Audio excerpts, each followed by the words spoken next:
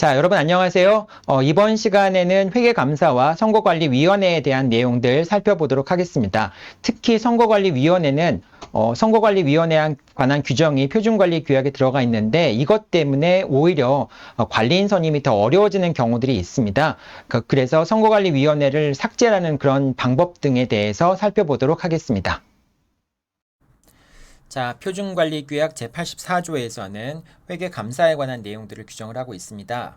자, 근데 회계감사에 관한 규정이 들어가 있는 거는 기본적으로 의무적으로 회계감사를 받아야 되는 거, 150개 전유 부분이 150개 이상이고 관리비나 장기수완 충당금이 일정 금액 이상인 경우에 의무적으로 회계감사를 받아야 되겠죠. 그래서 그렇게 의무적으로 회계감사를 받아야 되는 경우는 이렇게 표준관리 규약에 따라서 규정을 하면 됩니다.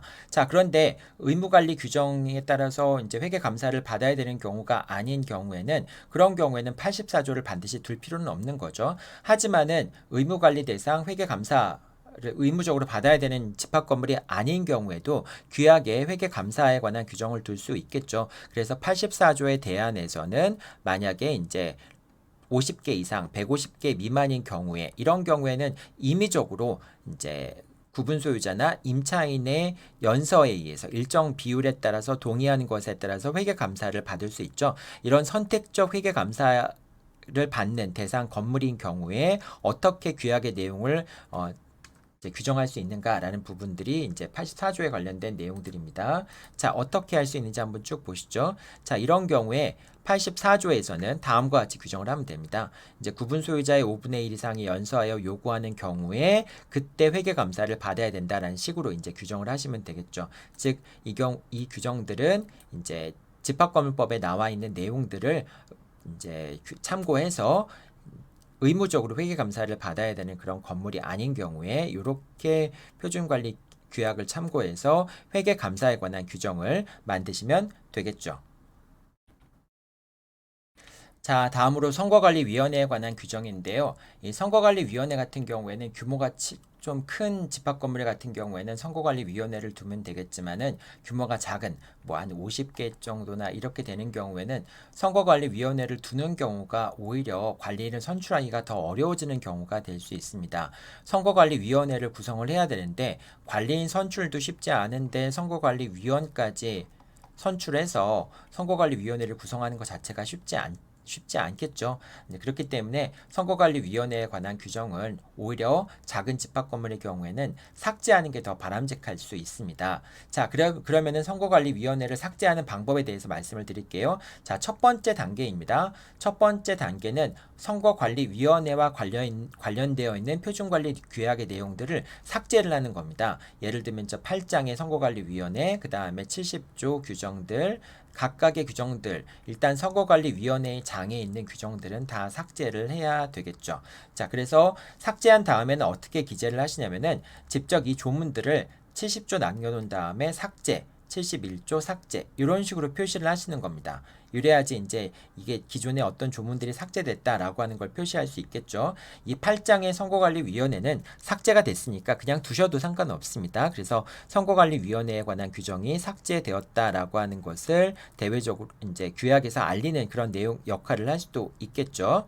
자, 그리고 난 다음에 이렇게 해당 선거관리위원회 규정들을 다 삭제한 다음에 그 다음에 여러분들이 하셔야 될 것은 목차 부분에 가서 선거관리위원회가 삭제가 됐으니까 그 목차 부분에 70조 요 내용들이 삭제가 되었다라고 이제 여러분들이 말씀을 하시면 돼요. 목차 부분에서 8장을 삭제해 놓고 8장이 이 주문들이 다 삭제가 되니까 이 페이지 번호들이 다 이제 줄어들게 되겠죠. 그래서 요 선거관리위원회를 삭제한 다음에는 페이지 번호를 다시 넘버링을 해야 된다. 페이지 번호를 다시 수정해야 된다라고 생각하시면 됩니다.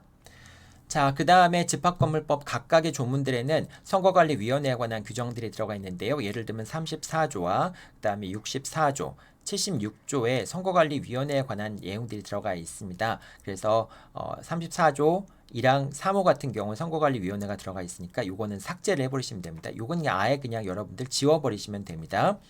그 다음에 관리위원은 관리인, 부관리인, 감사 및 선거관리위원을 겸직할 수 없다. 겸직 금지에 관한 규정인데 이때도 선거관리위원회 위원이라고 하는 문구를 그대로 드러내면 됩니다. 삭제를 하시면 됩니다. 자, 그 다음에 관리비 등 같은 경우에 이제 그 편익을 위해서 다음과 같은 비용이 들어가는 이제 그 사용료에 관련돼 있는 내용들을 규정을 하고 있는데요. 그때 선거관리위원회 운영 경비도 사용료에 포함이 됩니다. 자, 그런데 선거관리위원회가 삭제가 된다면은 요 76조의 2항 9호의 내용들도 삭제가 함께 돼야 되겠죠. 그래야지 선거관리위원회가 이제 삭제가 돼서 선거관리위원회가 없는데 규약의 엉뚱한 조문에서 선거관리위원회 경비라든지 비용이라든지 이런 말이 나오면 안 되잖아요. 그래서 이렇게 34조와 64조와 76조에 선거관리위원회라는 말을 삭제하시면 됩니다. 자, 이렇게 선거관리위원회에 관한 규정들을 모두 다 삭제하였다면은 그럼 이제 선거관리위원회에 관한 내용들은 규약에서 다 사라지는 겁니다. 자, 그렇게 되면은 누군가 선거관리위원회가 하는 업무를 추진을 해야 되겠죠. 그래서 선거관리위원회의 업무를 관리위원회 또는 관리인의 업무로 규정하는 그 규정을 추가할 필요가 있습니다. 예를 들면은 65조에서 이제 관리위원회의 권한 관련해서 선거관리위원회에 관한 업무를 관리위원회에서 할 수 있다. 이렇게 이제 규정을 하시면 되고요. 다만 관리위원회에서 선거관리위원회에 관한 업무를 대신할 때 관리인이나 관리위원으로 출마한 그 관리위원이 선거관리 업무에 관여하게 되면은 그러면은 불공정하게 진행될 수 있잖아요. 자, 그렇기 때문에 단서를 달아서 관리위원회에서 선거관리에 관한 업무를 수행하지만 관리인이나 관리위원으로 출마한 경우에는 선거관리 업무에 관여할 수 없도록 하는 규정을 집어넣을 필요가 있습니다. 자, 그러니까 관리위원회가 있는 경우에는 65조 제14호를 추가해서 그 다음에 기존의 14호는 15호가 되겠죠. 이렇게 관리위원회가 선거관리 업무를 대신할 수 있다라는 내용을 집어넣으시면 됩니다. 만약에 이제 관리위원회가 없는 형태의 표준규약에서는 관리인이 해당 업무를 수행하도록 하는 방식으로 규정을 할 수가 있겠죠. 자, 마지막 내용입니다. 이제 표준관리규약 별표 5에는 이제 임차인과 전세권자, 이제 구분 소유자도 이제 신고서 양식이 있는데요. 이렇게 이제 그 구분 소유자나 별표 이제 4에 있겠죠. 구분 소유자나 임차인이나 전세권자에 관한 이제 입주민 명부를 받는데 그런데 여기서 이제 입주민 명부를 활용해서 그 개인 정보를 활용해서 관리비 징수라든지 이런 업무에 활용할 수 있겠죠.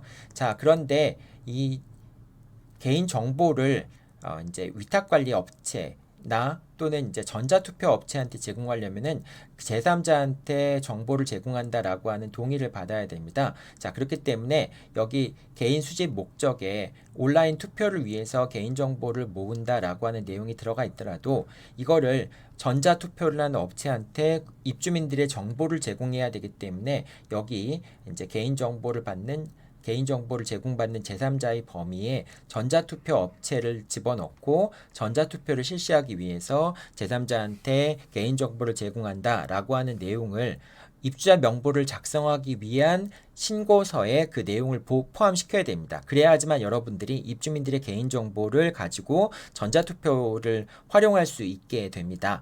이런 내용들 이제 표준관리규약 지금 별표 5만 됐지만은 별표 4도 참고하셔가지고 입주민 명부에